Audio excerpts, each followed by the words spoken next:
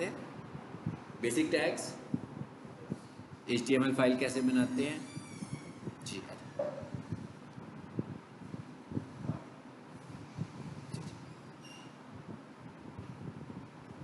अरे बैठे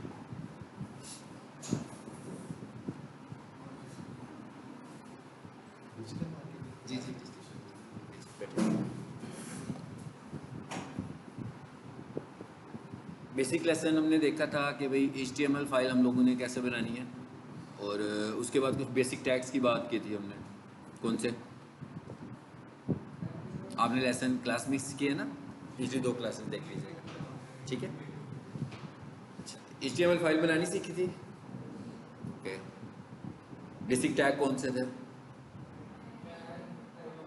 हाँ, टाइटल को देखा था हमने, फेविकॉन और हेडिंग स्टाइल। मैं क्या, और हेडिंग स्टाइल, तो टोटल कितने हेडिंग स्टाइल्स देखे थे? 6 हेडिंग स्टाइल्स। चलिए अब जरा क्लास को आगे बढ़ाते हैं, ठीक है। और मैंने आप लोगों को कुछ एप्लीकेशंस बताए थे, कौन से? एक तो मैंने आपसे कहा था कि भाई नोटपैड प्लस, ठीक है, नोटपैड प्लस प्लस इंस्टॉल कर लें अपने पास, ठीक है, एज ए HTML एडिटर। और एक मैंने आपसे कहा था कि एक 7-zip का एप्लीकेशन होता है, जैसे WinZip होता है, WinRAR होता है, वो पेड होते हैं, ये फ्री में हो जाता है, ठीक है ना, फ्रीवेयर में आ जाता है ये, यानी इसके लिए हमें कोई बाय करने की ज़रूरत नहीं है, तो इसको भी इंस्टॉल कर लें, तो ये हमें आमतौर पर डाटा कंप्रेस करने की ज़रूरत पड़ती है, तो ये फ्री टूल है। जैसे ये मैं देखूँ मेरे पास, ये देखें, तो मैं ये कहता हूँ भाई मुझे फोल्डर जिप करना है, मैं इस पर राइट क्लिक करता हूँ, ये देखिए मेरे पास 7-zip आ रहा है ना, ये वाला आपके पास भी होना चाहिए, तो ये आप फ्री में इंस्टॉल कर सकते हो। मैं क्या, कोई भी कर सकती है, फ्री है ना, मैंने कहा ये फ्री है, बाकी जो भी लोग हैं ना तो उसको लाइसेंस की जरूरत पड़ेगी, क्रैक कराने की जरूरत पड़ेगी। हाँ, तो ये तो ऐसे ही जस्ट क्लिक पे इंस्टॉल है। आप देखिए डाउनलोड 7-zip इंटरनेट पर आएगा, क्लिक करोगे तो इंस्टॉलेशन कंप्लीट हो जाएगी, यानी कोई एक्स्ट्रा चीज़ें आपसे नहीं मांगेगा वो, ठीक है। अच्छा, अब आ जाते हैं इधर वापस, और यहाँ पर हमने एक फ़ाइल बनाई थी, हम उसी को आगे ज़रा कंटिन्यू कर लेते हैं। HTML क्लास, ये है, इसे डबल क्लिक करूँ मैं, ज़रा क्या आ रहा है?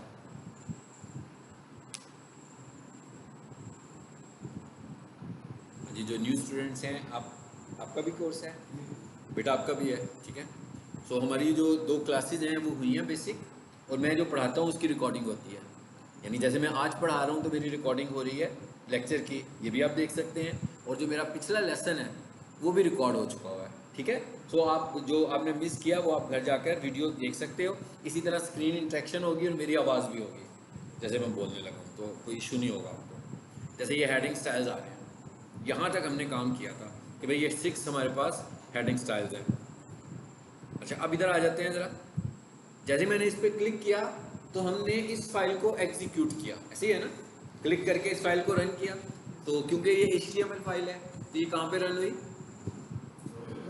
ब्राउज़र में, गूगल क्रोम में, हम सब लोग गूगल क्रोम इस्तेमाल कर रहे होते हैं, फाइन। अब मुझे इसमें कुछ चेंजेस करनी है, सो मैं इस पर राइट क्लिक करता हूँ, और ये क्या लिखा हुआ है? विद नोटपैड प्लस प्लस, ये एप्लीकेशन है। हाँ, आप बेशक आगे आ जाओ चेयर पे बेटा, अगर आपको सही नजर नहीं आ रहा आगे चेयर पे आ जाओ। Edit with notepad plus plus, मैंने क्या कहा था प्रीवियस क्लास में? यही कहा था कि ये वाला एप्लीकेशन भी आप लोग इंस्टॉल करो, ये भी फ्री है, डाउनलोड नोटपैड प्लस प्लस, बस एक लिंक आएगा उस पर क्लिक करोगे तो ये भी इंस्टॉल हो जाएगा। ये भी आपसे किसी तरह का कोई सीरियल नंबर या कोई भी अलहदा से इंफॉर्मेशन नहीं मांगेगा, ठीक है। तो ये 2 टूल्स जो हैं ये हमें फ्री में मिल जाएंगे, हम इन्हीं को इस्तेमाल करेंगे। इवन मैं भी जिन साइट्स के ऊपर काम कर रहा होता हूँ, मैं भी इसी, देखिए मेरे कंप्यूटर में इंस्टॉल है ना, इसका मतलब ये हुआ कि मैं इसी को यूज़ कर रहा हूँ, SEO करने के लिए मैं इन्हीं को यूज़ कर रहा हूँ। हम लोग HTML सीख रहे हैं इसलिए कि हम लोगों ने जब SEO करनी है तो HTML लेवल पे जाके करनी है, तो जब तक हमें HTML ही नहीं आती होगी तो हम SEO कैसे कर पाएंगे, ठीक है। इसलिए हम बेसिक SEO सीख रहे हैं, ठीक है। एक्चुअली तो अगर मैं किसी वेबसाइट को खोलता हूँ, जी स्क्रीन पे देखें यार बेटा, मोबाइल खोल रहा है,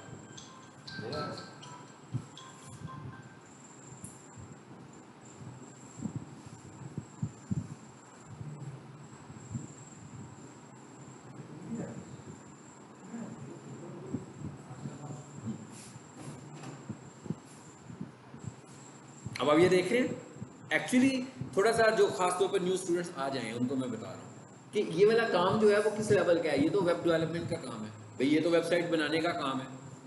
हम लोग जो कोर्स कर रहे हैं इसमें वेबसाइट बनाना कहीं पे भी नहीं है, और हम एज ए डिजिटल मार्केटर काम कर रहे हैं। और ये वाला जो हमारा मॉड्यूल है वो एसईओ का मॉड्यूल है। एसईओ का मतलब ये है कि हमने वेबसाइट्स को रैंक करवाना है कि भाई कोई भी बंदा हमारी प्रोडक्ट या हमारी सर्विसेज को लिखे तो हमारी वेबसाइट शुरू में नज़र आनी चाहिए। अब एसईओ करने के लिए हमें इंटरेक्ट कहाँ पे करना पड़ रहा है? वेबसाइट पे। तो अगर हमें वेबसाइट को यूज़ करना ही नहीं आता होगा तो हम चेंजेस कैसे करेंगे? इसलिए हम इस कोर्स में वो समझ लेते हैं जो एसईओ करने के पॉइंट के लिए जरूरी है, ताकि आप किसी भी वेबसाइट के उस पार्ट को चेंज कर सको जिस पार्ट में एसईओ के एलिमेंट्स पड़े हैं।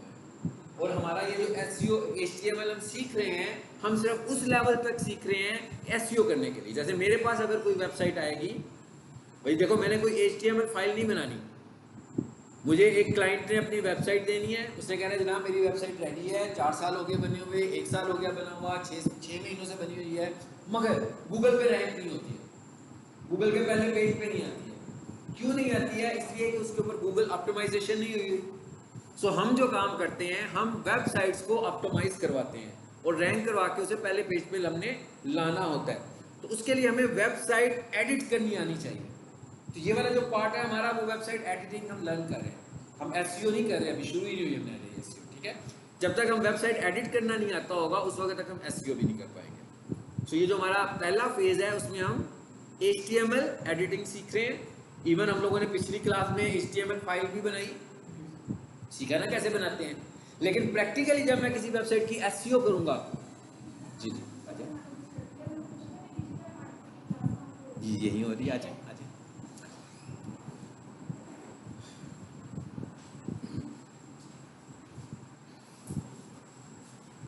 तो जब तक हमें इस चीज़ों की अंडरस्टैंडिंग नहीं होगी, मतलब हम जब कोई मेरे पास आएगा कि भाई पिक सॉल्यूशंस वाले मुझे कहते हैं हमारी वेबसाइट बनी हुई है, आप इसे रैंक करवा दो। सो मैंने ऐसा तो नहीं करना कि मैंने इनकी वेबसाइट के लिए फाइलें क्रिएट करनी है। भाई वेबसाइट तो बनी हुई है, फाइलें क्रिएटेड हैं, मुझे उसी को चेंज करवाना है, उसी के अंदर चीज़ों में मुझे अमेंडमेंट्स करनी है। तो उसके लिए मुझे ये सारी चीज़ें पहले समझनी पड़ेंगी। एक्चुअली हम वेब HTML फाइल बना क्यों रहे हैं कि हमें HTML की साइंस सारी समझ में आ जाए। और HTML सबसे पुरानी विंडो देखे ना, जैसे हम लोग कंप्यूटर यूज़ करते हैं, सपोज कर लेते हैं हम कंप्यूटर यूज़ करते हैं, भी कंप्यूटर पे क्या है हमारी विंडो। लेकिन अगर हम बहुत पीछे चले जाएं, जब विंडो नहीं थी आई तो पहले क्या होता था? डॉस। तो क्या अब डॉस खत्म हो गई है? नहीं है, बैक एंड पे है ना, बैक एंड पे तो अभी भी डॉस ही है, लेकिन फ्रंट एंड पे आप इसकी विंडो देख रहे हो। इसी तरह बैक एंड पर HTML ही है, फ्रंट एंड पर आपकी वेबसाइट है। तो जब तक हमें बैक एंड की समझ में नहीं आएगी हम चेंजेस कैसे करेंगे? वही चेंजेस करना हम लोग इस पहले पार्ट में सीख लें। और हमने पूरी वेबसाइट नहीं बदलनी, हमने सिर्फ उन एलिमेंट्स को चेंज करना है जिन्हें गूगल कह रहा है कि भाई इन एलिमेंट्स को चेंज करोगे तो आपकी वेबसाइट रैंक होगी। तो हम उन्हीं एलिमेंट्स को अंडरस्टैंड करें। उन एलिमेंट्स में से हमने कौन सा एलिमेंट अंडरस्टैंड किया? सबसे पहले हमने इस फाइल का स्ट्रक्चर समझा। हमने कहा भाई ये HTML से स्टार्ट हो रही है और HTML पर एंड हो रही है, ठीक है। ये इसका पहला जो पार्ट होता है वो हेड होता है, और ये हेड मैंने कंप्लीट भी कर दिया। अच्छा ये आप देख रहे हैं मैं लिख कैसे रहा हूँ इसको, थोड़ा सा मैं रिपीट कर रहा हूँ पीछे से, ताकि जब वीडियोस देखें तो इनको समझ में आ जाए, ठीक है। स्टार्ट कैसे किया हमने? एक लेस देन का निशान लगाया और एक ग्रेटर देन का निशान लगाया। सो ये क्या लिखा गया जी? HTML। इसका मतलब क्या हुआ? कोड लिखने का तरीका क्या था? ये लेस देन, ग्रेटर देन। इसका मतलब क्या हुआ? यहां से हमारी फाइल शुरू हो रही है, नीचे आए जरा, फिर मैंने क्या लगाया? फिर लेस देन लगाया और साथ एक स्लैश लगा दिया। इस स्लैश का मतलब क्या होता है जी? आ जाए। इस स्लैश का मतलब होता है एंड। तो हमने ऊपर क्या कहा? स्टार्ट, नीचे क्या कहा? एंड। तो हमने कहा ये एक स्ट्रक्चर बना दिया, बिल्कुल उसी तरह जैसे ये बाउंडिंग है, भैया क्लासरूम है, यहाँ से शुरू हो रहा है वहां पे खत्म हो रहा है। तो हम कह रहे हैं ये स्टार्ट है वो एंड है। मगर HTML फाइल के अंदर हमें एंड को कैसे डिफाइन करना है? स्लैश के साथ। मतलब जब हम स्लैश लगाएंगे तो उसे लगेगा ये एंड हो गया। जितने भी हमारे पास टैग्स होंगे इनको हम टैग्स बोल रहे हैं, not Facebook tag, not Instagram tag, hashtag नहीं है, ये टैग्स हैं। ये प्रोग्रामिंग टैग है इसके HTML के, ठीक है। अच्छा, अब इसका मतलब क्या हुआ, अगला पार्ट क्या है इसका, हेड। और ये देखें, अब आपको समझ में आ गया होगा कि भाई हेड यहाँ से शुरू हुआ और हेड यहाँ पे खत्म हो गया। उसके बाद अगला पार्ट कौन सा है, बॉडी। बॉडी यहाँ से शुरू हुई और बॉडी कहाँ पे खत्म हुई, भाई यहाँ पे खत्म हो गई। बॉडी का मतलब क्या है, वेबसाइट। अब आप किसी वेबसाइट को देखते हो तो उस वेबसाइट को जो आप रीड करते हो, किसी भी वेबसाइट को खोले हम उसे रीड करते हैं, उसमें जो कंटेंट लिखा होता है वो सारे का सारा कंटेंट कहाँ पे लिखा होता है, बॉडी में लिखा होता है। ठीक है, इसी तरह हम जब किसी वेबसाइट को खोलते हैं, यहां मैं कोई एक वेबसाइट खोल देता हूं,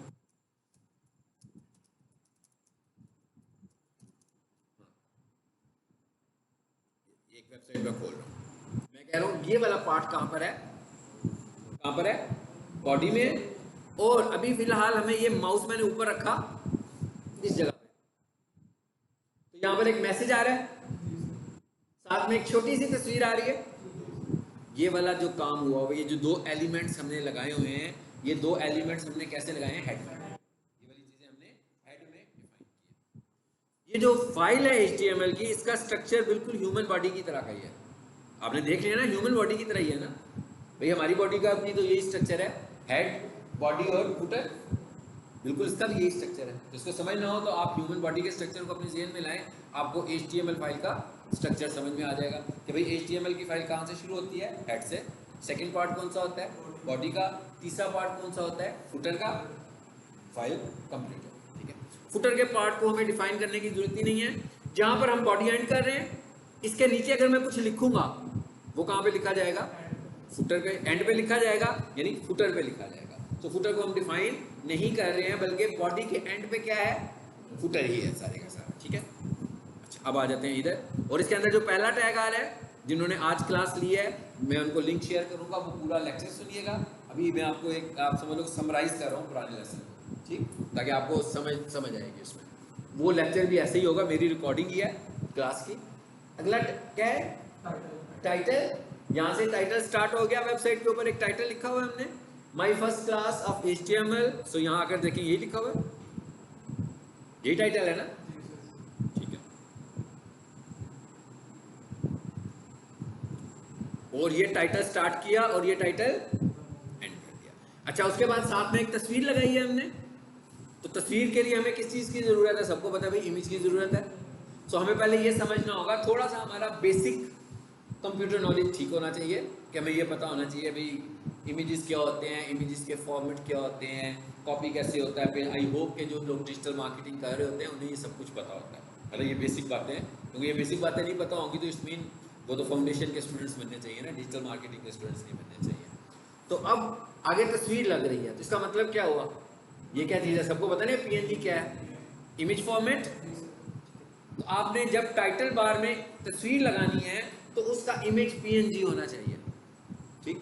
सो मैंने एक तस्वीर यहाँ ली हुई है, और उस तस्वीर का नाम गूगल क्या कहता है, कहता है भाई एक तो वो PNG फॉर्मेट होना चाहिए और उस फाइल का नाम क्या होना चाहिए, फेविकॉन। मतलब उस फाइल का नाम स्पेसिफिक नाम है। आपने क्या नाम, कोई भी वेबसाइट हो, मैं 10 वेबसाइट पे काम कर रहा हूँ, सबकी जो इमेज ऊपर नजर आनी है उसका नाम मैंने क्या रखना है, फेविकॉन ही रखना है। ये कोई वेबसाइट रिलेटिव नेम नहीं है, बल्कि ये गूगल ने कहा है कि ये टाइटल में जो भी आपका इमेज आएगा उसका नाम फेविकॉन ही होना चाहिए। अच्छा, अब ये हमने कैसे लगाया, हाँ अभी देखते हैं। अच्छा, इसके ये क्या लिखाया जी हमने, लिंक। ये क्या लगाया, रिलेशन। ये टैग है, सबको पता लग गया ना कि ये टैग है, लिंक है। और इसके अंदर हमने मेंशन क्या किया, REL का मतलब होता है relation equals to shortcut icon. जैसे इन्होंने अभी क्वेश्चन किया ना कि इसका साइज भी होगा, तो अब आपको इस एट्रीब्यूट से मैंने एक टर्म इस्तेमाल की, एट्रीब्यूट का क्या मतलब है, ऑप्शन। अगर हम अपनी जनरल लैंग्वेज में बात करें तो हम इसे ऑप्शन बोलेंगे, लेकिन जब हम SEO की लैंग्वेज में बात कर रहे होंगे, कोडिंग में बात कर रहे होंगे, तो किसी भी टैग के अंदर जो ऑप्शन आता है हम उसे कैसे एड्रेस करते हैं, एट्रीब्यूट। तो हम कह रहे हैं भाई लिंक का एट्रीब्यूट है REL का मतलब है रिलेशन, और आगे क्या कह रहा है, शॉर्टकट आइकन। अब देखें जगह तो बहुत थोड़ी सी है, लेकिन बहुत थोड़ी स्पेस है ना, कितनी थोड़ी स्पेस है तस्वीर के लिए, तो यहां पर बड़ी तस्वीर तो नहीं लगा सकते, ठीक है। तो उसने कहा कि भाई मुझे बताओ कि आपकी तस्वीर का साइज क्या होना चाहिए। तो हमने कहा भाई ये एक लिंक लगाओ, किस रिलेशन के साथ लगाओ, शॉर्टकट आइकॉन, यानी इसका मतलब आइकॉन की शक्ल में लगाओ, पूरा इमेज नहीं चाहिए मुझे। इसका मतलब क्या हुआ कि ऐसा नहीं है कि मैंने इमेज ही इतना बड़ा दिया हुआ है, इमेज मेरा बड़ा ही होगा, मगर ये टैग जो है, ये एट्रीब्यूट जो है उसको छोटा कर देगा। अगर मैं ये एट्रीब्यूट यूज करूंगा तो छोटा होगा, वरना छोटा नहीं होगा। और ये क्या लिखा हुआ है जी, अगला एट्रीब्यूट क्या है, href। href stands for hyper reference, कि भाई ठीक हो गया, लिंक लगा रहे हो, शॉर्टकट आइकन की शक्ल में लगा रहे हो, क्या लगा रहे हो, एक इमेज लगा रहे हो। इसका मतलब क्या हुआ कि ये तस्वीर भी आपके पास होनी चाहिए, ये इमेज भी होना चाहिए। फिर आपने उस इमेज का नाम कुछ और पहले हो सकता है, आप उसे रीनेम करो और उसका नाम क्या कर दो, फेविकॉन। मगर उसका फॉर्मेट तो रीनेम नहीं ना कर सकते हम, फॉर्मेट तो उसका एक्चुअली वही होना चाहिए, पीएनजी ही होना चाहिए। तो इसका फॉर्मेट हमारे पास पीएनजी होना चाहिए। अब आप ये नोट करें, मैं जहाँ से फाइल प्ले कर रहा था, तो ये देखें यहाँ पर आपको फेविकॉन की फाइल नजर आ रही है, बनी हुई है ना, ये वही फाइल है ना जो उधर है। अब अगर फॉर एग्जाम्पल मैं इस फाइल को खोलूं, देखें जरा, एडिट करें जरा इसको, बहुत बढ़िया बढ़िया है ना इमेज। लेकिन अगर मैं इसको वहां पर देखूं तो ये छोटी सी आ रही है, शॉर्टकट आइकॉन की शक्ल में आ रही है। क्यों आ रही है, इस एट्रीब्यूट की वजह से आ रही है, इस एट्रीब्यूट ने इसको छोटा किया हुआ। ठीक है, सो ये भी हमने लगाना है। अब ये हम पढ़ क्यों रहे हैं, हम कोडिंग करने के लिए नहीं पढ़ रहे, हमें यही चेंज तो करना है। हमने जब एसईओ करनी है तो हमने इसको कंसीडर करना है। कैसे कंसीडर करना है, जब मैं एसईओ पढ़ाऊंगा आपको बताऊंगा। हमने जब एसईओ करनी है तो हमने इसको भी कंसीडर करना है कि भाई इधर फेविकॉन होना चाहिए, इसलिए हम इसको पढ़ रहे हैं। हम इसको वेबसाइट डिजाइन करने के लिए नहीं पढ़ रहे, हम इसको वेबसाइट डेवलप करने के लिए नहीं पढ़ रहे, बल्कि हम इसको इसलिए पढ़ रहे हैं कि जब भी हमारे पास कोई वेबसाइट आएगी तो मैं पहली कंसीडरेशन टाइटल की करूंगा, सेकंड कंसीडरेशन फेविकॉन की करूंगा, और इस तस्वीर को हम कॉल करते हैं फेविकॉन इमेज। यानी जो टाइटल बार में तस्वीर नजर आ रही है, इसका मतलब क्या, यानी ये एक एसईओ का फैक्टर है कि भाई क्या आपकी वेबसाइट पे फेविकॉन लगा हुआ है कि नहीं लगा हुआ। अगर नहीं लगा हुआ तो इसका मतलब है हमने एक फैक्टर मिस किया हुआ है, और लगा लिया तो इसका मतलब क्या हुआ कि एक चेकलिस्ट में एक फैक्टर ऐड हो गया। तो यहां पर आकर हमने हेड बंद कर दिया। हेड पार्ट क्या है, अगर हम यहां पर कहेंगे भाई हेड पार्ट सिर्फ वो पार्ट है जहां पर हमें चीजों को डिक्लेयर करना है, जहां पर चीजों को हमें डिफाइन करना है। ठीक है, और एक और चीज ध्यान में रखिएगा कि आपको लग रहा हो कि शायद हम लोग कोई प्रोग्रामिंग पढ़ रहे हैं, ऐसी है, we are not studying programming. HTML जो है ये फॉर्मेटिंग लैंग्वेज है, प्रोग्रामिंग लैंग्वेज नहीं है। ठीक है, प्रोग्रामिंग लैंग्वेज कुछ और होती है, फॉर्मेटिंग लैंग्वेज का मतलब नाम से ही पता लग गया आपको। माइक्रोसॉफ्ट वर्ड यूज करते हैं तो फॉर्मेटिंग करते हैं ना हम लोग। तो इसका मतलब क्या हुआ कि इस लैंग्वेज में हम सिर्फ वेब ब्राउजर के ऊपर टेक्स्ट को डिस्प्ले करने के लिए फॉर्मेट चेंज करना चाह रहे हैं। तो वो फॉर्मेट चेंज करने के लिए हम फॉर्मेटिंग करने लगे हुए हैं। सो ये not programming, HTML programming language नहीं है, PHP है, जावास्क्रिप्ट है, ये सब प्रोग्रामिंग लैंग्वेजेस है। ना हमने PHP का कुछ करना है SEO में, ना हमने जावास्क्रिप्ट का कुछ करना है SEO में। हाँ, हमने प्रोग्रामर को रिकमेंडेशंस देनी है कि भैया आपकी कोडिंग में ये इश्यूज हैं, उनको ठीक करना है हमने। लेकिन हम लोगों ने खुद से कोडिंग, प्रोग्रामिंग कोडिंग नहीं करनी, अलबत्ता हम लोगों ने फॉर्मेटिंग कोडिंग ही करनी है सारी की सारी। ठीक है, इसलिए जिन फॉर्मेट्स पे हमने काम करने हैं हम उन्हीं को अंडरस्टैंड कर रहे हैं इस पहले फेज में। अच्छा, अब नीचे आ जाते हैं, और नीचे आकर हमने क्या शुरू किया, अभी बॉडी। अब जब हम किसी वेबसाइट को देखते हैं, प्ले करते हैं वेबसाइट को, तो ऐसे वेबसाइट हमें नजर आ रही है। वेबसाइट को ही देखते हैं ना, ऐसे ये कंटेंट नजर आ रहा है। ये एक जनरल आइडिया है कि जब आप कोई कंटेंट रीड कर रहे होते हैं, चाहे वो बुक रीडिंग कर रहे हो, तो उस बुक के अंदर जो कंटेंट लिखा हो उसकी कोई हायरार्की हो, कोई तरतीब हो, तो हमें समझ में आएगी। क्या तरतीब हो कि भाई कुछ पैराग्राफ्स लिखे हो, नंबर ऑफ पैराग्राफ्स। अब अगर सिर्फ नंबर ऑफ पैराग्राफ्स ही लिखे होंगे और कोई 500 सफ़े होंगे और पैराग्राफ्स ही होंगे और बहुत बड़े बड़े पैराग्राफ्स होंगे, किसी को कुछ समझ में आएगा कि क्या है मैसेज, क्या है, नहीं समझ में आएगा। लेकिन अगर हम यूं कहें कि भाई पैराग्राफ्स, छोटे पैराग्राफ हों और हर पैराग्राफ को एक हेडर लगाओ जिसको हेडिंग स्टाइल कहते हैं, ये मैं इसको हेडर कॉल कर रहा हूँ, मैं इसको हेडर के तौर पर कॉल करूँ। ये हेडर है, ये किसका हेडर है भाई? ये इसका हेडर है और ये इस पैराग्राफ। फॉर एग्जाम्पल मैं कहूँ इसका ये है, एक और हेडर लगा देता हूँ इधर, तो फिर इसका ये वाला हो जाएगा।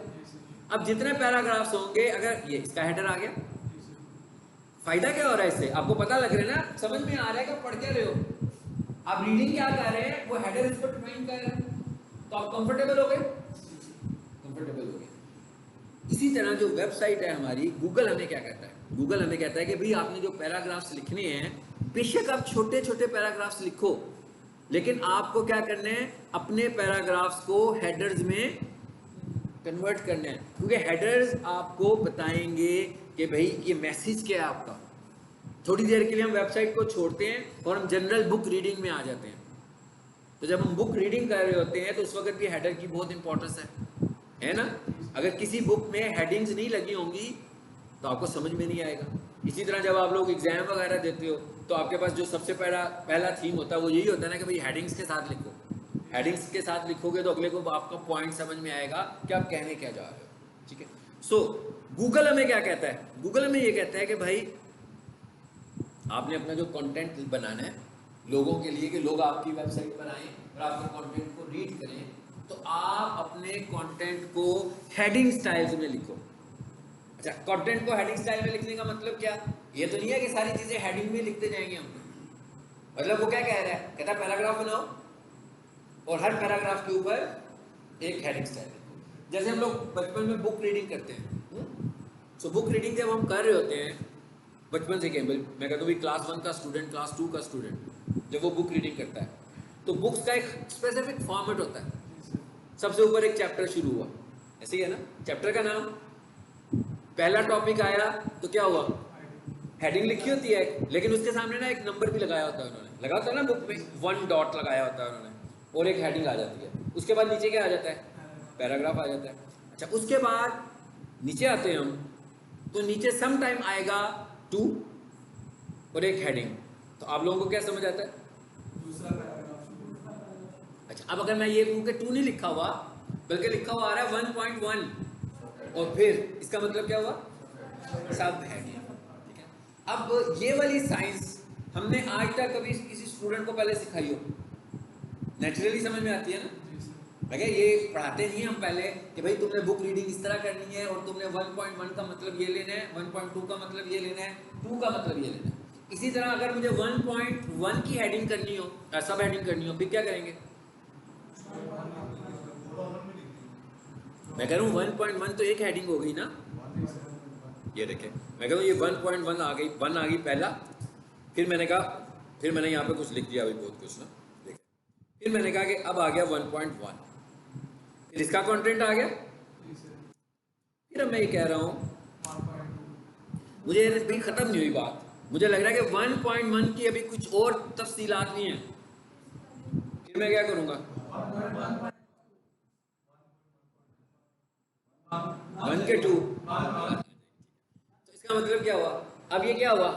मेन हेडिंग, ये सब हेडिंग, और ये सब हेडिंग की भी एक सब हेडिंग। ये वाली साइंस हमने स्कूलों में पढ़ानी नहीं पड़ती है, ये नेचुरली सबको समझ में आ जाती है। गूगल भी यही कह रहा है। गूगल कह रहा है कि अगर आपका कंटेंट इस तरह लिखा होगा तो यूजर्स के लिए अंडरस्टैंडेबल होगा ना, अंडरस्टैंडेबल होगा कि वो हो क्या रहा है। भाई मेन टॉपिक कौन सा है, सब टॉपिक कौन सा है, और सब टॉपिक ऑफ सब टॉपिक कौन सा है। तो कहता है भाई इस काम करने के लिए आपको क्या करना चाहिए? आपको हेडिंग स्टाइल्स का इस्तेमाल करना चाहिए। आमतौर पर अगर मैं ये देखूं, मैं इस वेब को यहाँ प्ले भी किया हुआ है मैंने, ये देखें। अब अगर ये सारी हेडिंग स्टाइल्स हैं, टोटल कितनी हेडिंग स्टाइल्स हैं? 6 हैं। तो आपको ये 6 नजर आ ही रही है। ऊपर देखें तो सबसे बड़ी है, नीचे देखें तो पहले वाली हेडिंग स्टाइल सबसे बड़ी है, आखिर वाली हेडिंग स्टाइल सबसे छोटी है। पहले वाली को देख के लग रहा है कि भाई मार्कर हाथ में पकड़ा हुआ है तो बड़ा सा लिखा हुआ है। आखिरी वाली को देख के लगता है कि भाई मार्कर हमारे हाथ में है, लेकिन हमने हेडिंग को छोटे साइज में बनाया, तो हमें शायद ऐसे लग रहा है, यानी कि दिखने में तो बिल्कुल ही ऐसे लग रहा है कि जैसे हेडिंग स्टाइल्स जो हैं वो एक फॉर्मेट है जो हाईलाइट कर रहा है बड़ा लिखकर और हाईलाइट कर रहा है छोटा लिखकर, ऐसे ही है ना। तो एज ए HTML तो बिल्कुल इसकी डेफिनेशन यही बनती है, लेकिन जब हम SEO में आ जाते हैं ना तो इसकी डेफिनेशन ये बिल्कुल नहीं है। SEO में गूगल ये क्यों यूज करवा रहा है भाई? गूगल हमें क्यों कह रहा है कि हेडिंग स्टाइल का इस्तेमाल करो? गूगल हमें कह रहा है कि ये जो हेडिंग स्टाइल है ना, इट्स नॉट ऑफ फॉर्मेटिंग। ये हेडिंग स्टाइल एक स्ट्रक्चर है, जो हमने अभी थोड़ी देर पहले डिस्कस किया। कौन सा स्ट्रक्चर?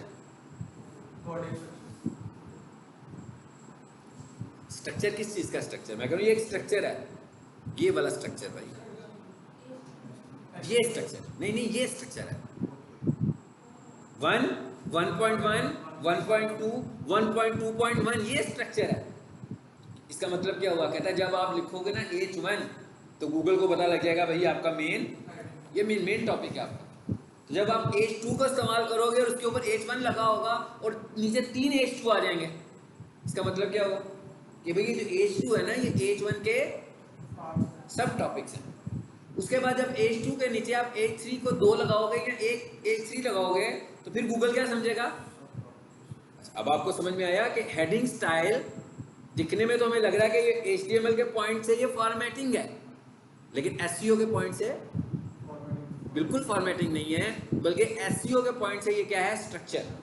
ये एक्स्ट्रा ऑर्डिनरी स्ट्रॉन्गेस्ट फैक्टर है SEO का। मतलब ये है कि एक वेबसाइट है, बहुत खूबसूरत बनी हुई है भाई, बहुत अच्छी है, बहुत दिलकश है, देख के बड़ी अच्छी लगती है, कोई कहता है ये बहुत अच्छे किसी बड़े डिज़ाइनर ने बनाई है, मगर उसमें हेडिंग स्टाइल इस्तेमाल नहीं हुए तो गूगल उस वेबसाइट को कंसीडर नहीं करेगा। समझ में आई बात? इसका मतलब इसीलिए हमने ये सीखा है कि भाई हमें इसके टैग्स का भी तो पता होना चाहिए, क्योंकि जब मेरे पास कोई वेबसाइट आएगी तो मुझे ऑडिट क्या करना है? मेरे पास एक वेबसाइट आई ना SEO के लिए, तो मुझे ऑडिट करना है ना कि भाई डाटा स्ट्रक्चरल फॉर्म में है कि नहीं है। मतलब और इसको मैं आसान अल्फाज में कहें, जैसे मैंने कहा ना कि डाटा स्ट्रक्चरल फॉर्म में है कि नहीं है, चेक क्या करना है? चेक ये करना है कि जो स्ट्रक्चर डिफाइन हुआ है गूगल के मुताबिक, स्ट्रक्चर क्या है? Use of heading styles. अगर आपके डिजाइनर ने हेडिंग स्टाइल का इस्तेमाल नहीं किया तो इसका मतलब स्ट्रक्चरल वेबसाइट नहीं है। तो एक बहुत बड़ा फैक्टर आपकी वेबसाइट ने इग्नोर किया, तो इसका मतलब ये होगा कि ये तो रैंक नहीं करेगी, आपके कंपटीटर की वेबसाइट रैंक करेगी। ठीक, समझ में आ गई बात? अब जरा थोड़ी देर के लिए एक प्रैक्टिकल वेबसाइट को भी देखें। ये वाली वेबसाइट, ये तो हम लोग प्रैक्टिस कर रहे हैं ना इसमें, ये वेबसाइट है जो लाइव है। अब यहां से हमने बात शुरू की है ना, तो हम क्या कह रहे हैं? यहाँ लिखा हुआ है जी प्रोफेशनल किचन इक्विपमेंट। सो मैंने आपको कहा, मैं आपसे ये कहता हूँ कि भाई यहाँ पर हेडिंग स्टाइल लगी हुई है H1, ठीक है। हम बात करते हैं कि भाई यहाँ पर H1 लगा हुआ है। H1 कहाँ है? यहाँ पर देखें कहाँ H1 लगा हुआ है, ऊपर ना, यहाँ पर भी H1 लगा हुआ है। अब आपको क्या लग रहा है? विजिबली इन दोनों का फॉर्मेट एक जैसा है? जबकि मैं आपको ये कह रहा हूँ कि ये भी H1 है, वो भी H1 है, तो क्या दिखने में ये एक जैसे नजर आ रहे हैं आपको कि नहीं? फॉर्मेट स्टाइल बिल्कुल चेंज है, format style extra ordinary change है, यानी इस पे तो कोई फॉर्मेटिंग ही नहीं है ना। इसका मतलब क्या हुआ कि ये जो डिजाइन है ना, ये डिजाइन डेवलपर से हमने बनवाया हुआ है। हमने उसे कहा कि भाई ये फ़ॉन्ट हमें स्टाइलिश चाहिए, सो उसने स्टाइलिश फ़ॉन्ट लगा दिया, जिसमें उसने साइज़ भी बड़ा किया, और ये एडवांस फॉर्मेटिंग यूज़ की हुई है। एडवांस फॉर्मेटिंग के लिए हम यूज़ करते हैं CSS, कैस्केड स्टाइल शीट्स। नहीं लेना देना हमारा कुछ, मैं कहा उससे भी हमारा कुछ लेना देना नहीं है, लेकिन हमें पता होना चाहिए कि CSS क्या होती है। यानी एक बेसिक फॉर्मेटिंग है जो कैसे हो रही है HTML से, एक है एडवांस फॉर्मेटिंग, वो कैसे हो रही है CSS से। कौन कर रहा है? डेवलपर, या डिज़ाइनर, वेब डिज़ाइनर कर रहा है या वेब डेवलपर कर रहा है। हम क्या कर रहे हैं? हम तो आइडेंटिफाई कर रहे हैं कि भाई SEO के एलिमेंट्स इसमें कहाँ हैं, मिस कहाँ हैं। तो मैं जब इस पर आया तो मैंने कहा भाई ये हेडिंग तो बहुत खूबसूरत है, मगर इस हेडिंग में तो एक बहुत बड़ी चीज़ मिस है। तो वो क्या मिस है? Use of heading style. मतलब ना यहाँ पर हेडिंग स्टाइल आ रहा है, ना यहाँ पर हेडिंग स्टाइल आ रहा है, मतलब और जितने भी सब हेडिंग्स हैं कहीं भी हेडिंग स्टाइल का इस्तेमाल नहीं हुआ। मैं क्या करूंगा, मैं कुछ नहीं करूंगा भाई, मैं इसके डिजाइन को बिल्कुल चेंज नहीं करूंगा। इसका डिजाइन ऐसा लिखा हुआ है ना, मैं क्या करूंगा, इसके शुरू में जाकर क्या लगाऊंगा, H1, और यहां पर जाकर उसको क्लोज कर दूंगा। मतलब क्या हुआ, पहला फैक्टर अप्लाई हो गया। इसी तरह जो इसकी सब हेडिंग्स होगी वहां पे भी लगाऊंगा। H1 लगाने से इसकी शक्ल तो चेंज नहीं होगी, क्यों नहीं होगी भाई, लगा तो मैं शुरू में रहा हूं, होनी तो चाहिए स्टूडेंट। शुरू में जब कोई चीज किसी चीज के अंदर इम्बेड हो जाए तो उसको तो वैसे ही दिखाना चाहिए ना। उसकी वजह यह है कि HTML से ज्यादा प्रायोरिटी फॉर्मेटिंग में CSS की है। यानी कि एक जगह पर दो चीजों को साथ आपने कोडिंग की है, जिसमें से एक HTML है और एक CSS है। तो प्रायोरिटी पे किसका डिजाइन नजर आएगा, उसी का नजर आएगा भाई जिसका डिजाइन ज्यादा फास्ट है। ज्यादा डिजाइन फास्ट किसका है, CSS का डिजाइन है। तो अब फिर हम क्यों लगा रहे हैं, फिर अगला क्वेश्चन तो ये है ना कि जब वो इतनी एडवांस है तो हमने फिर लगाया क्यों, क्यों लगाया, गूगल के लिए लगाया भाई, गूगल को सेटिस्फाई करने के लिए लगाया। ये जो डिजाइन बनाया हुआ है ना, ये यूजर्स ने अपनी ऑडियंस को सेटिस्फाई करने के लिए बनाया हुआ है कि लोग हमारी वेबसाइट देखें उन्हें अच्छी लगे। लेकिन हमें वेबसाइट को जो रैंक करवाना है वो लोगों को सेटिस्फाई करके नहीं करवाना, हमें गूगल को सेटिस्फाई करना है कि भाई हमने बिल्कुल वैसे ही है ना जैसे आप सब लोग पढ़ रहे हो, तो आपको मुझे सेटिस्फाई करना है कि आप में से ब्रिलियंट स्टूडेंट कौन सा है। ऐसे ही है ना, क्योंकि मैं आपकी क्लास ले रहा हूँ, इस साथ वाले कमरे में एक ग्राफिक टीचर भी खड़ा है, वो भी पढ़ा रहा हो शायद, उसे तो नहीं आप सेटिस्फाई करेंगे, मुझे क्यों करेंगे ना। प्रिंसिपल को भी सेटिस्फाई नहीं करना आपने इवैल्यूएशन के लिए, तो मुझे ही करना है आपने, मैंने ही आपकी इवैल्यूएशन करनी है ना। तो हमारी वेबसाइट की इवैल्यूएशन किसने करनी है, इसका मतलब क्या हुआ, हमें सेटिस्फाई किससे करना है, गूगल को करना है। अब हम जो कुछ पढ़ रहे हैं ये गूगल को सेटिस्फाई करने के फैक्टर्स पढ़ रहे हैं। उसमें क्या था, टाइटल कैसा होना चाहिए, उसमें क्या था, फेविकॉन होना चाहिए, और तीसरे नंबर पर हमने कौन सा फैक्टर पढ़ा, use of heading styles with main heading styles and nested heading style. Nested का क्या मतलब है, सब हेडिंग स्टाइल्स, मतलब मेन भी होनी चाहिए उसके अंदर और उसके अंदर सब हेडिंग स्टाइल का इस्तेमाल भी होना चाहिए। अगर नहीं किया हुआ तो फिर अब दूसरी चीज क्या है, अब मिसाल के तौर पर यहां पर क्या लिखा हुआ था, ये कंपनी है, इस कंपनी का नाम है दस्तगीर इंजीनियरिंग। हाँ, जब उन्होंने वेबसाइट बनवाई तो उस वक्त उन्होंने यहाँ पर एक लिखा welcome to Dastagir engineering, okay, और यहाँ पर क्या लिख दिया, दस्तगीर इंजीनियरिंग। अब भाई दस्तगीर इंजीनियरिंग, और वेबसाइट का URL क्या है, सपोज कर लेते हैं dastagirengineering.com। अब कोई बंदा गूगल पर आता है और क्या लिखता है, दस्तगीर इंजीनियरिंग, तो कौन सी वेबसाइट खुलेगी, ये कंप्यूटर की तो नहीं खुल सकती, SEO भी नहीं की हुई, मैंने कहा SEO भी नहीं की हुई, फिर भी नहीं की खुलेगी ना। उसकी वजह क्या है कि इनकी वेबसाइट का नाम इनके URL में शामिल है, URL का मतलब वेबसाइट का नाम। लेकिन हमें क्या कराना है, हमें इनके नाम से तो रैंक नहीं करवाना ना इसको, भाई नाम से तो सब जानते हैं, पीक सॉल्यूशन को भी नाम से सब जानते हैं, ब्रांड नेम तो सबको पता है, हर उस बंदे को पता है जो उस ब्रांड से वाकिफ है। हमें कहाँ पहुंचना है, हमें उस जगह पे पहुंचना है जो लोग हमसे वाकिफ नहीं है, जो लोग हमारी प्रोवाइडेड सर्विसेज और प्रोडक्ट्स को सर्च करें। मतलब मैं कहता हूँ पीक सॉल्यूशन लिखेंगे तो पीक सॉल्यूशन ही आएगा ना भाई, किप्स एकेडमी तो नहीं आ सकता, और किप्स एकेडमी लिखेंगे तो किप्स एकेडमी आएगा, फिर पीक सॉल्यूशन नहीं आएगा। लेकिन मैं ये कहता हूँ कि अगर हम ये लिखें कि best computer college in Lahore तो पीक सॉल्यूशन आ जाए, हम लिखें latest computer courses in Lahore तो पीक सॉल्यूशन आ जाए, हम लिखें digital marketing diploma in Lahore तो पीक सॉल्यूशन आ जाए। मैंने जितनी भी सर्चेज बताई इनमें कहीं मैंने पीक सॉल्यूशन का वर्ड इस्तेमाल नहीं किया, लेकिन इसके बावजूद मैं चाह क्या रहा हूँ भाई, देखें जो लोग लाहौर में रहते हैं वो तो शायद पीक सॉल्यूशन को जानते हो। कोई 10 बंदे किसी गांव से आए हैं, उन्होंने कहा जी लाहौर चलते हैं, लाहौर में बड़े अच्छे अच्छे कंप्यूटर कॉलेज हैं, तो वहाँ से डिजिटल मार्केटिंग सीख कर आते हैं, फिर गाँव को सर्व करते हैं। अब जब वो लाहौर में आए उन्हें तो नहीं पता ना कि भाई लाहौर का सबसे अच्छा कंप्यूटर कॉलेज पीक सॉल्यूशन है, वो तो नए हैं यहाँ के लिए, वो क्या लिखेंगे, वो तो लिखेंगे digital marketing courses in Lahore.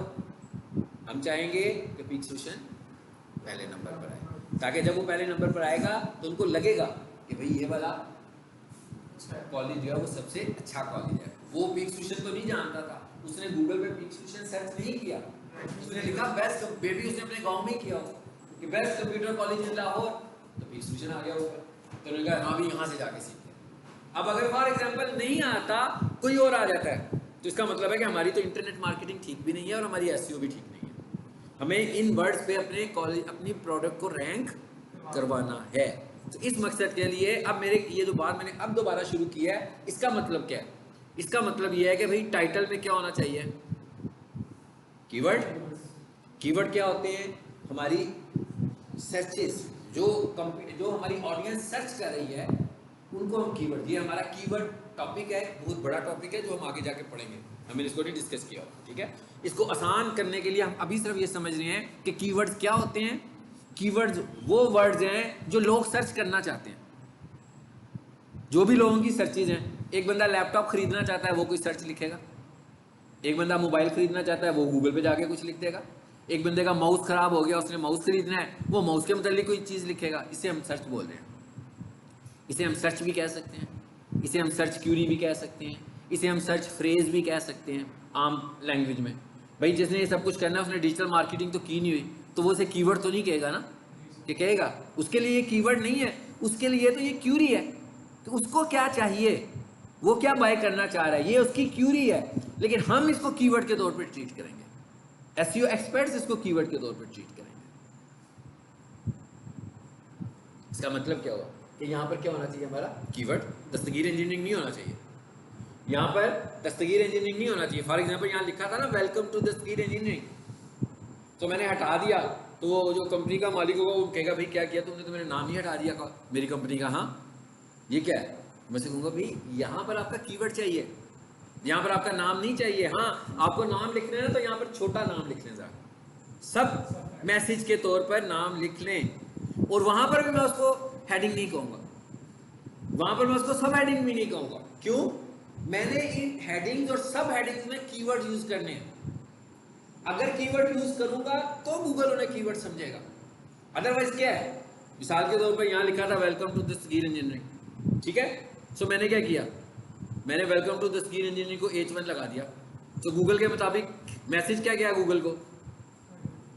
Message क्या गया कि भाई ये जो वेलकम टू दस्तगीर इंजीनियरिंग है ये मेरा कीवर्ड है। क्यों उसको ये मैसेज किया? क्योंकि मैंने उसके साथ क्या लगाया? H1 लगा दिया, उसको मैसेज मिल गया। सपोज करें थोड़ी देर के लिए कि यहाँ पर मैंने लिखा हुआ था क्लिक हेयर, क्लिक हेयर लिखा हुआ था, और उसको भी मैंने H2 के साथ लिखा था। सो अब गूगल के पास क्या मैसेज गया? कीवर्ड है, हालांकि मेरा कीवर्ड नहीं है। इसका मतलब क्या हुआ कि जो फॉर्मेटिंग एलिमेंट्स हैं जो हम पढ़ रहे हैं, यही गूगल को बता रहे हैं कि ये कीवर्ड हैं कि कीवर्ड नहीं है। यही तो बता रहे हैं गूगल को।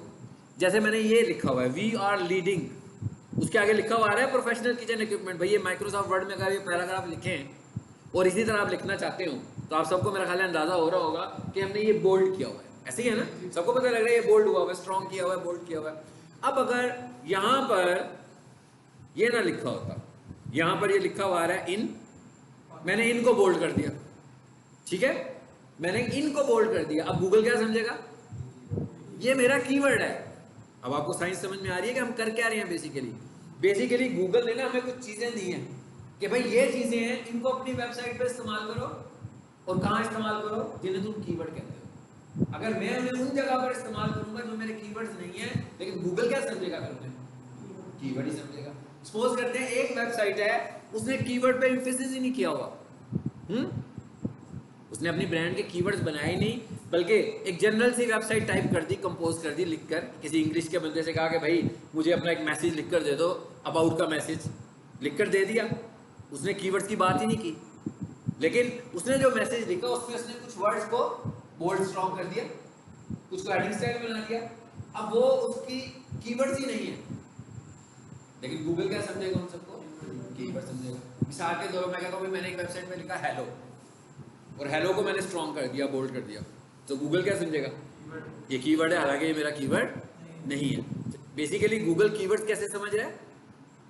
इन टैग्स की वजह से जो अभी हम पढ़ रहे हैं, इसीलिए हम इन टैग्स को पढ़ रहे हैं कि हम इन टैग्स का इस्तेमाल करेंगे और साथ में फिर कीवर्ड रिसर्च भी करेंगे, साथ में पैरेलल कीवर्ड रिसर्च करेंगे कि भाई इसके कीवर्ड्स कौन से हैं। जैसे अब आपको फील हो रहा होगा कि इसका मेन कीवर्ड क्या है, यही है ना, क्योंकि यहाँ पर भी ये लिखा हुआ है। देखिए माउस में ऊपर रखूं, टाइटल में क्या लिखा हुआ है देखें, क्या लिखा हुआ है, बेस्ट प्रोफेशनल किचन इक्विपमेंट लिखा हुआ है ना, यहाँ पे क्या लिखा हुआ है, प्रोफेशनल किचन इक्विपमेंट।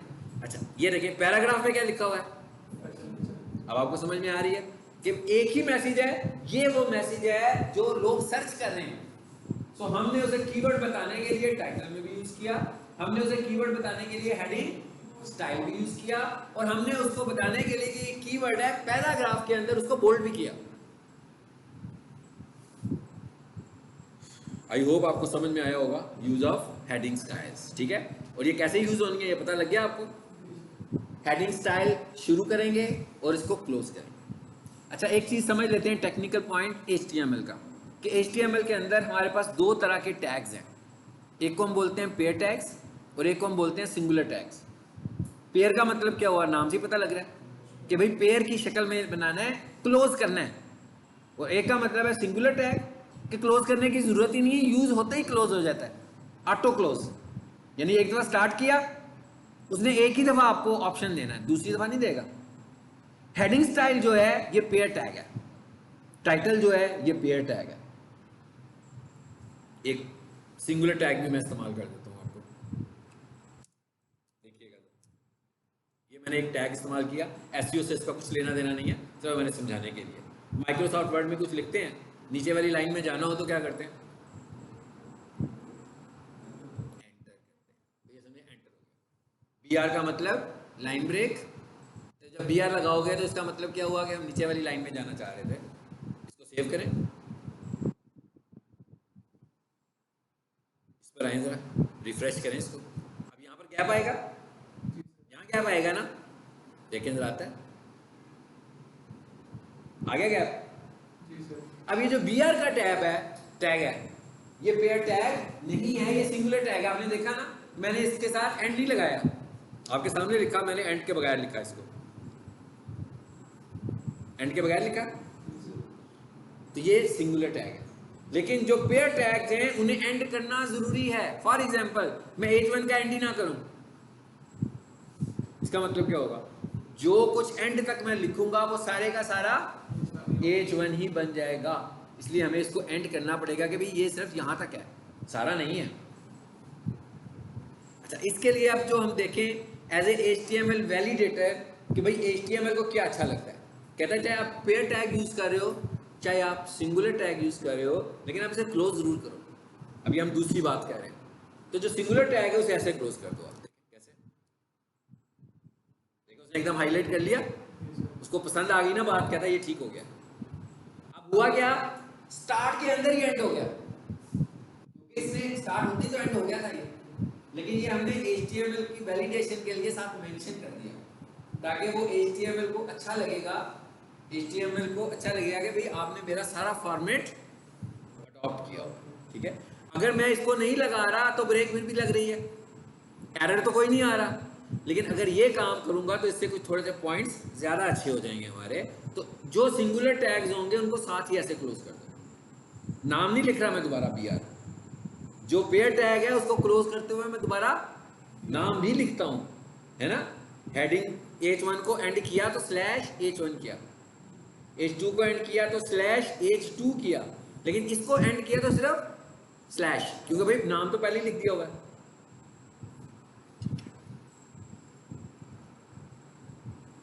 तब आ जाते हैं आगे। अब अगली चीज क्या है, एक वेबसाइट में देखें, अब आप देखें मैं इस पॉइंट से काम कर रहा हूँ, ये हमारी वेबसाइट है, तो इसकी SEO करनी थी मुझे, तो मुझे क्या चाहिए था, मुझे टाइटल समझना था, मुझे अब ये वेबसाइट पे है, मुझे टाइटल समझना था, मुझे फेविकॉन समझना था, हमने समझ लिया। अच्छा उसके बाद मुझे इसकी हेडिंग स्टाइल्स को समझना था, वो भी समझ लिया। तीसरे नंबर पर क्या चीज आ रही है हमारे पास, पैराग्राफ के अंदर ये वाला पैराग्राफ एक लिखा हुआ है, इसे मैं कॉपी करता हूँ Ctrl+C, तो मैं वापस यहाँ आ जाता हूँ, पहले ही पैराग्राफ में आ जाते हैं भाई ये, और क्योंकि मैं उसको कॉपी करके ला रहा हूँ तो मैं यहाँ पर भी लिख देता हूँ, क्या लिख देता हूँ, प्रोफेशनल किचन इक्विपमेंट लिख देता हूँ, यहाँ पे एंड हो गया। अब ये कंटेंट कौन सा है भाई, इसे हम पैराग्राफ कह रहे हैं, ये पैराग्राफ कंटेंट है। यानी इस तरह का कंटेंट लिखने के लिए मुझे HTML का एलिमेंट कौन सा यूज करना है, पैराग्राफ का, और पैराग्राफ के लिए एलिमेंट कौन सा है, जी, p और /p लगा दिया, और यहां मैंने इसको पेस्ट कर दिया टेक्स्ट।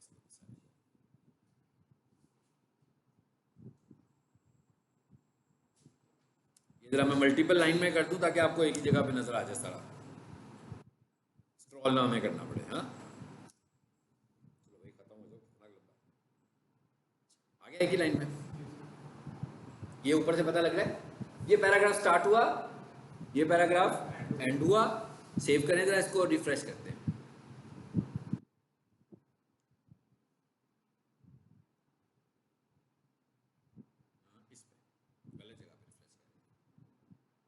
पैराग्राफ यहाँ पर भी वही मसला है, इसका डिजाइन डिफरेंट है ना, क्योंकि ये बेसिक फॉर्मेटिंग के साथ है और उस पे CSS लगा हुआ, अभी वेबसाइट को खूबसूरत बनवाया हुआ है हम लोगों ने, ठीक है। लेकिन हम समझ क्या रहे हैं, बेसिकली उन टैग्स को समझ रहे हैं जिसे हमने इस्तेमाल करने हैं। तो यहाँ लिखा हुआ है ना जी अब देखें इस पैराग्राफ में हमने क्या किया, इस पैराग्राफ के कंटेंट में भी हमने क्या टाइप किया, कीवर्ड किया हुआ है ना। क्या लिखा हुआ है, we are leading professional kitchen equipment manufacturer and supplier in Pakistan. तो कीवर्ड बीच में आ गया। पहले हमने कीवर्ड रिसर्च करके कीवर्ड निकाला हुआ है ना कि लोग ये ढूंढ रहे हैं, फिर हमने कहा इसे टाइटल में यूज करो, फिर हमने कहा इसको टाइटल में यूज करो, फिर हमने कहा इसे हेडिंग स्टाइल में यूज करो। अब हम क्या कह रहे हैं, इसको पैराग्राफ में भी इस्तेमाल करो। अब हमने इसको पैराग्राफ में इस्तेमाल किया और इधर आए हम। अब गूगल क्या कहता है, गूगल कहता है भाई एक पैराग्राफ के अंदर आपके कीवर्ड को मैं कैसे आइडेंटिफाई करूंगा, ठीक है। आपके पैराग्राफ में मुझे कैसे पता लगेगा कि इस पैराग्राफ में कीवर्ड है। भाई ह्यूमन बीइंग तो नहीं बैठा हुआ ना उधर, तो बंदा के देख ले कि इनका कीवर्ड ये वाला होगा, इनका कीवर्ड ये वाला होगा, तो बंदा तो नहीं है वहां पर। वो कहता है मैं इसको आइडेंटिफाई करूंगा ऐसे।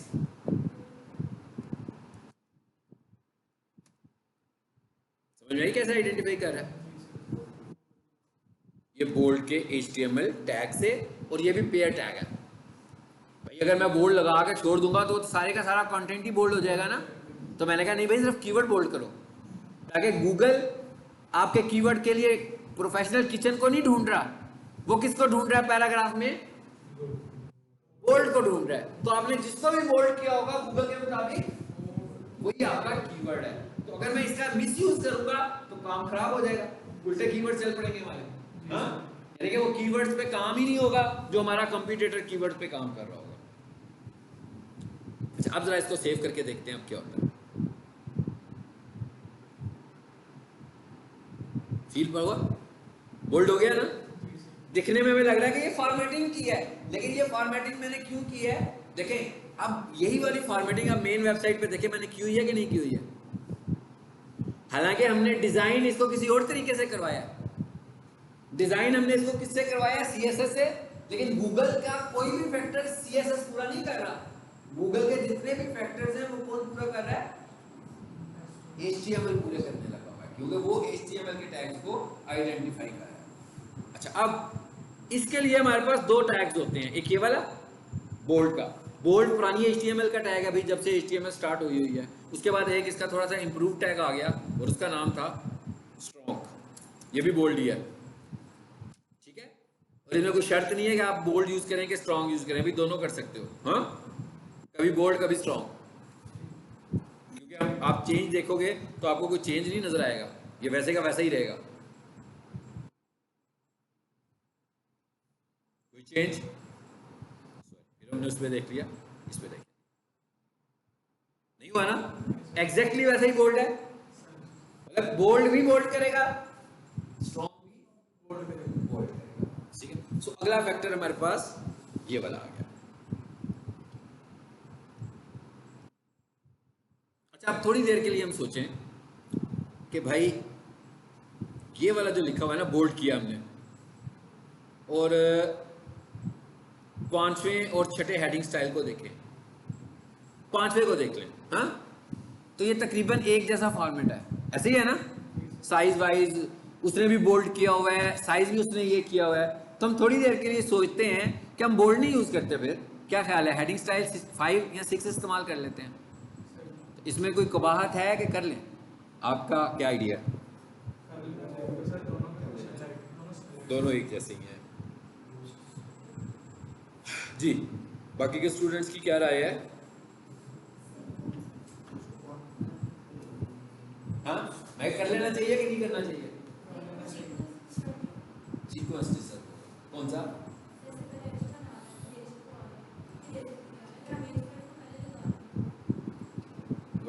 और भाई हम तो स्ट्रक्चर ही खराब कर देंगे, क्या ख्याल है? हमने अभी क्या पढ़ा था कि हेडिंग स्टाइल क्या है? Header of paragraph. यही कहा था ना हमने कि हर पैराग्राफ का हेडर क्या होना चाहिए? Heading style. तो जब हम हर पैराग्राफ का हेडिंग स्टाइल को पार्ट बना लेंगे तो गलत हुआ कि नहीं हुआ? भाई वो तो हेडर था, उसको हम कैसे उसका पार्ट बना सकते हैं? हेडिंग स्टाइल कभी भी पैराग्राफ में नहीं आ सकती, ठीक है? बिकॉज हेडिंग स्टाइल, हम सबसे पहले हमने ये क्लियर किया कि ये दिखने में फॉर्मेटिंग है, हमारे लिए फॉर्मेटिंग नहीं है। एसईओ के लिए ये फॉर्मेटिंग नहीं है। एसईओ के लिए तो ये एक स्ट्रक्चर्स हैं जो गूगल हमें कह रहा है कि ये काम करने का ये स्ट्रक्चर है, ये काम करने का ये स्ट्रक्चर है, ये काम करने का ये स्ट्रक्चर है।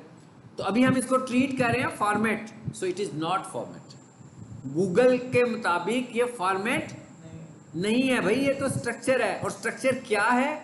इस स्ट्रक्चर की डेफिनेशन क्या है? इस स्ट्रक्चर की डेफिनेशन ये है कि heading styles are headers of paragraphs. तो जो चीज हेडर है वो पार्ट कैसे बन सकती है? नहीं बन सकती ना। इसका तो मतलब है फॉर्मूला गलत कर रहे हैं हम लोग। कभी भी हमने हेडिंग स्टाइल्स को पैराग्राफ में इस्तेमाल नहीं करना। अगर करेंगे तो इसका मतलब होगा कि हम गूगल के स्ट्रक्चर के अगेंस्ट जा रहे हैं। गूगल के डिफाइंड स्ट्रक्चर को हम फॉलो नहीं कर रहे किसी भी तरीके से, ठीक है? इसलिए मैंने ये पॉइंट आपको बताया कि हमें ज़हन में रखना है। और अगर किसी डिज़ाइनर ने कहा कि भाई, जैसे अभी हमने बात की है कि भाई ये तो फॉर्मेटिंग है, किसी ने लिखा हुआ क्लिक हेयर, समटाइम ऐसा भी लिखा होता है कॉल नाउ, उसको भी हेडिंग स्टाइल लगा दिया। क्लिक हेयर, उसको भी हेडिंग स्टाइल लगा लिया। वॉच मोर, उसको भी हेडिंग स्टाइल लगा लिया। गूगल क्या करेगा भाई? गूगल के लिए अभी तीनों क्या बन गए उसके कीवर्ड्स। मैं कहा गूगल के लिए तो तीनों कीवर्ड मिल गया। वॉच मोर तो कीवर्ड नहीं है ना, क्लिक हेयर ये भी कीवर्ड नहीं हो सकता भाई। क्लिक हेयर से किसी कंपनी को क्या फायदा होगा? कोई बंदा गूगल पे जाकर क्लिक हेयर लिखता हो सर्च करते हुए, कोई बंदा जाकर वहां लिखता हो वॉच मोर, नहीं। ये इसका मतलब क्या हुआ कि अवॉइड करना पड़ेगा हमें ऐसे कंटेंट के इर्द गिर्द। क्या अवॉइड करना होगा कि भाई हेडिंग को गलत इस्तेमाल नहीं करना, हेडिंग को प्रॉपर हेडिंग स्ट्रक्चर्स के तौर पर इस्तेमाल करना है। पूरा पेपर जाए, मैट्रिक का पेपर हो रहा हो और सारा पेपर मार्केट से लेके आ जाए, हाँ? अजीब सही माहौल होगा ना, फिर ठीक तो नहीं होगा। यहाँ पे एफएससी का एग्जाम हो रहा हो और रेड पेन से पेपर दे के आ रहे हैं, सारा गड़बड़ होगी ना।